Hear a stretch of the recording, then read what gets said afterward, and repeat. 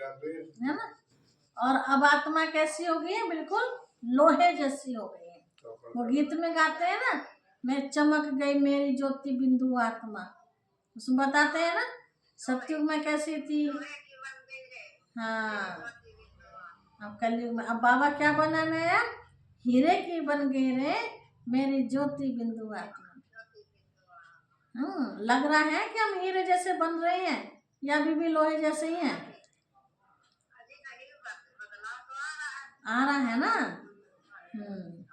और आएगा। जितना हम बाबा की बातों पर ध्यान देंगे, इन बातों को प्रैक्टिकल जीवन में उतारेंगे, उतना बदलाव आता जाएगा।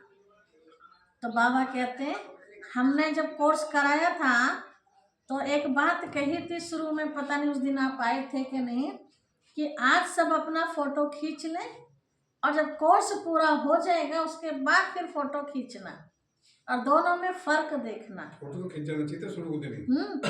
तो फर्क महसूस होता है कि नहीं, कि हम पहले दिन जब ज्ञान सुना था तो कैसी स्थिति थी और आज हमारी कैसी स्थिति है।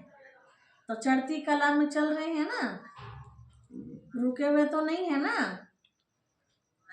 तुम्हारी आत्मा को सच्चा सच्चा गोल्डन एजेंट बनाते हैं। भारत को सोने की चिड़िया कहते थे। अब सोने की चिड़िया थोड़ी सी वो को उड़ती थी, तो सोने की चिड़िया का मतलब ये नहीं है।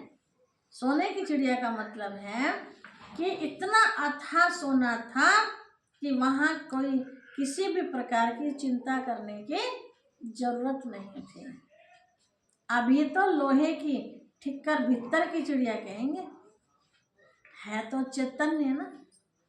अब चिड़िया शब्द क्यों कहा, हर एक आत्मा वहाँ आजाद थी, जीवन मुक्त में थी, जीवन बंध में नहीं थी, इसलिए चिड़िया कहा।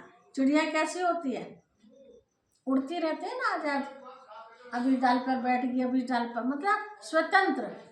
तो वहाँ ना तो कल भी बाबा ने कही थी ना परसों कि वहाँ किसी भी तरह की जेल नहीं होती है, ना गर्भ जेल होती है और ना ही वो गवर्नमेंट की जेल होती है।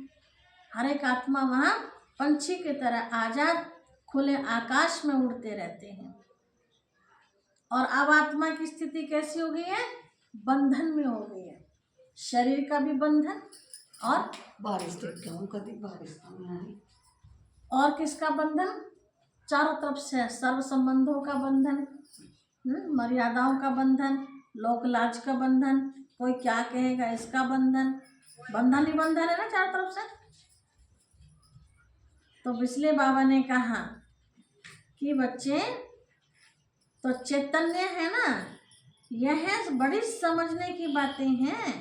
जैसे आत्मा को समझते हो वैसे बाप को भी समझ सकते हो। कहते भी है चमकता है सितारा, कहाँ चमकता है सितारा, शरीर में मध्य मस्तक के बीच में। सितारा मतलब आत्मा चमकती है सितारे जैसी, बहुत छोटा सितारा है। डॉक्टरों आदि ने बहुत कोशिश की है इस सितारे को देखने की, परंतु दिव्य दृष्टि बगैर देख नहीं सकते, बहुत सूक्ष्म है। कोई कहते हैं आँखों से निकल गया, कोई कहते हैं मुख से निकल गई आत्मा इसकी, है ना।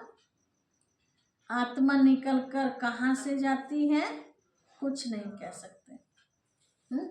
अब मुंह फटा रह गया तो कहते हैं मुंह से निकली, ऐसे तो नाक भी खुली हुई है तो नाक से भी तो जा सके आत्मा, कान भी खुले रहे कान से भी जा सकती है।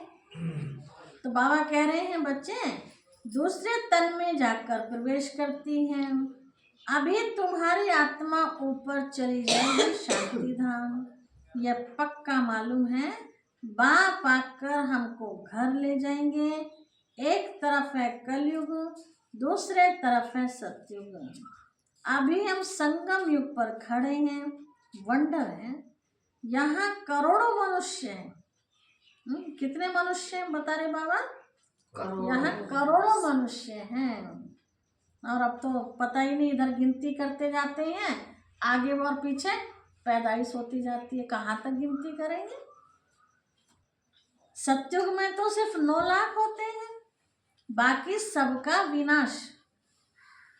कहाँ रहेंगी आत्माएं? परम धाम में।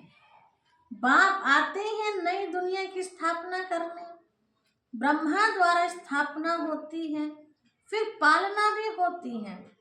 एक पालना होती है 2 रूप में। ऐसे तो नहीं कि 4 भुजा वाले कोई मनुष्य होंगे और वो पालना करेंगे। 2 रूप में पूजा होती, पालना होती, मतलब लक्ष्मी नारायण दोनों मिलके ही राज्य चलाएंगे ना। तो वहाँ माता पिता के रूप में देखेंगे राजा रानी को, तो माता पिता दोनों पालेंगे ना। बहनों की समस्या होगी तो लक्ष्मी जी देखेंगे, भाइयों की समस्या होगी तो नारायण जी देखेंगे। समस्या से मतलब है कुछ पर्सनल बात करनी है, समस्या से मतलब कुछ अपने दिल की बात करनी है ना। डांस करना है, रास करना है, समस्या से मतलब है